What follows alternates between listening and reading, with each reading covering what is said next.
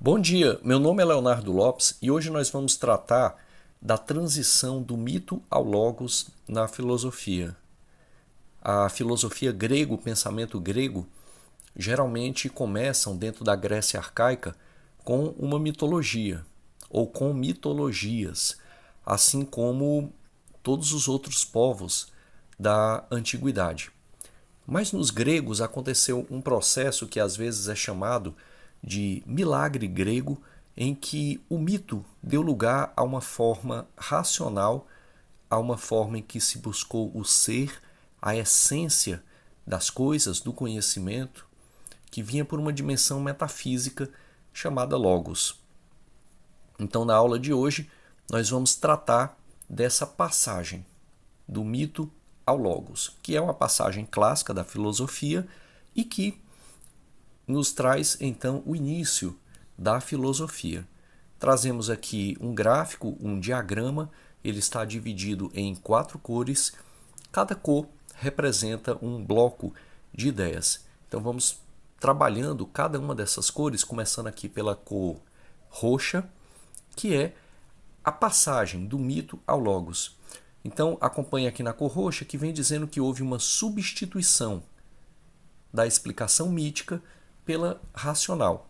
Ou seja, os gregos, assim como todos os povos da antiguidade, eles partiam de explicações míticas a partir do seu panteão de deuses, contando então histórias nos diversos mitos, onde podemos elencar o mito do rei Midas, ou o Minotauro, Medusa, o mito de Ícaro, entre diversos outros mitos que forneciam a base significativa da virtude e da ética do comportamento grego.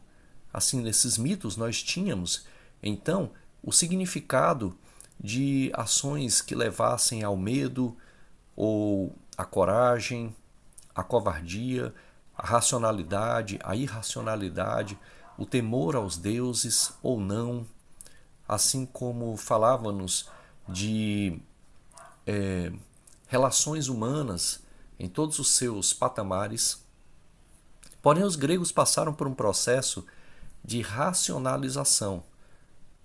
E isso condiz então com o que a gente chama aqui de passagem do mito ao logos, que é justamente, ainda na cor roxa, aí, o uso da razão para compreender o mundo.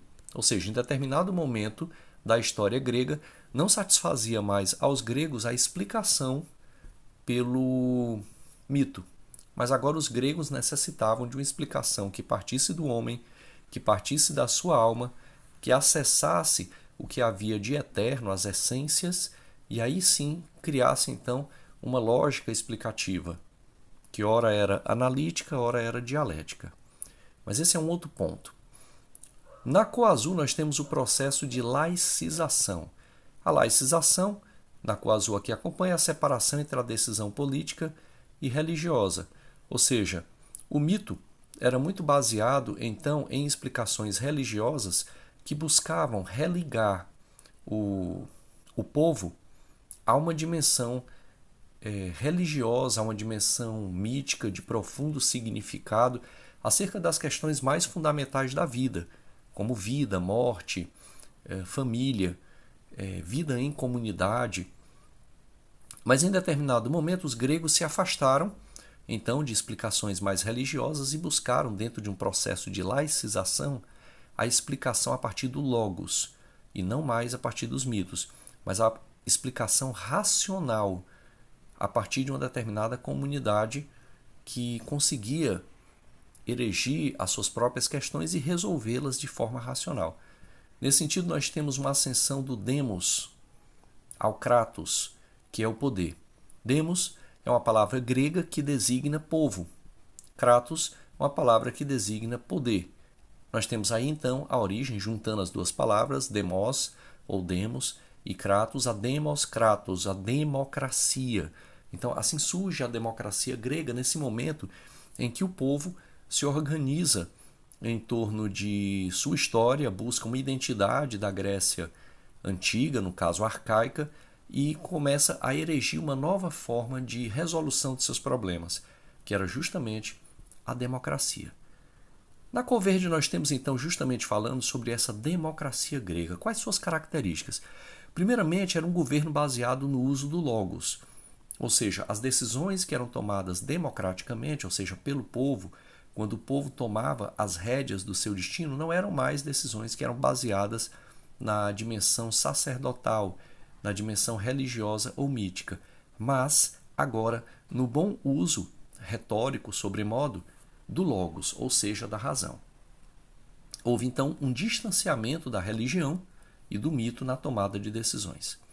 Ainda na cor verde, havia então uma igualdade entre os cidadãos para o uso do logos, ou seja, cada cidadão poderia tomar da palavra, e a palavra é o veículo do logos, o logos se expressa, a razão, a racionalidade se expressa a partir da palavra, a partir do bom uso da palavra, que retoricamente, articulada de forma lógica, consegue então articular os discursos políticos e, a partir desses discursos políticos, tomar as decisões dentro de uma democracia que ainda era direta e não representativa como a nossa. Nesse sentido, ainda na cor verde, por último, a retórica era a ferramenta de persuasão entre pares. Pares porque havia uma igualdade entre cidadãos que estavam tomando as decisões, principalmente no espaço conhecido como ágora, que era aquele espaço circular, onde o centro ficava, então, o logos, a razão.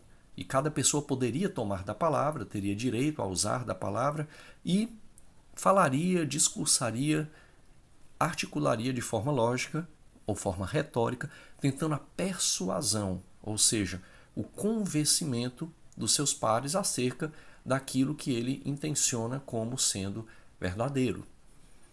Na cor laranja, por último, temos as limitações da democracia grega, ou seja, a democracia grega ela excluía mulheres e estrangeiros. Era uma democracia que ainda não era como a nossa, que é infinitamente mais abrangente. A democracia grega, ao contrário, ela excluía, além das mulheres e estrangeiros, ela excluía também a participação das crianças e também a participação dos escravos. Então note-se que era uma democracia que era feita entre os cidadãos da polis. Era uma cidadania restrita somente aos homens e homens que fossem nascidos na polis. Esses seriam iguais entre si para tomarem a decisão a partir do logos.